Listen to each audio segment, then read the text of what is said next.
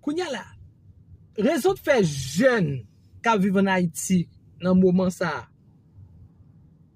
plus intelligent que jeune.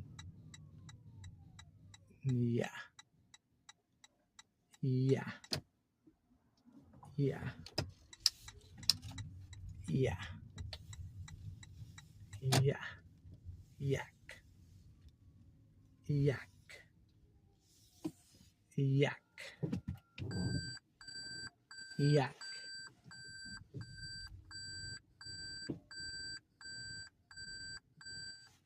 Yak.